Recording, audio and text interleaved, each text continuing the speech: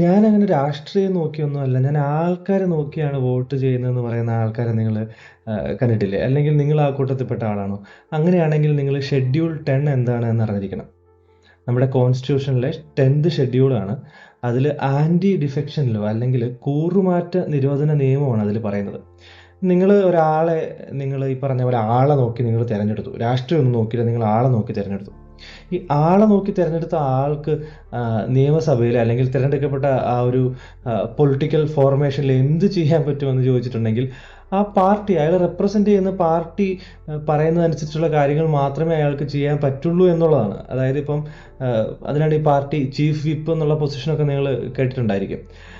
അപ്പം ഒരു തീരുമാനം എടുക്കുന്ന സമയത്ത് അതിനെ മറികടന്നുകൊണ്ട് ഒരു ഇൻഡിവിജ്വൽ ഡിസിഷൻ എടുക്കാൻ വേണ്ടി തയ്യാറായിട്ടുണ്ടെങ്കിൽ, അല്ലെങ്കിൽ മറ്റൊരു പാർട്ടിയുടെ ഡിസിഷൻ്റെ കൂടെ നിൽക്കാനൊക്കെ തയ്യാറായിട്ടുണ്ടെങ്കിൽ അതിനുമായിട്ട് ബന്ധപ്പെട്ടുള്ള നിയമങ്ങളൊക്കെ നമുക്കിവിടെ ഓൾറെഡി എക്സിസ്റ്റിംഗ് ആണ്.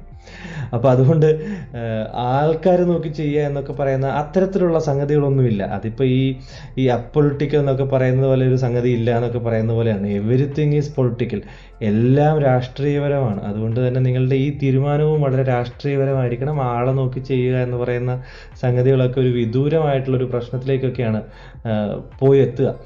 Everything is political, B political. നിങ്ങൾ രാഷ്ട്രീയപരമായി ചിന്തിച്ചേ പറ്റൂ, രാഷ്ട്രബോധമുള്ള ആൾക്കാരായി ചെയ്തേ പറ്റൂ. Choose your person, choose your politics wisely.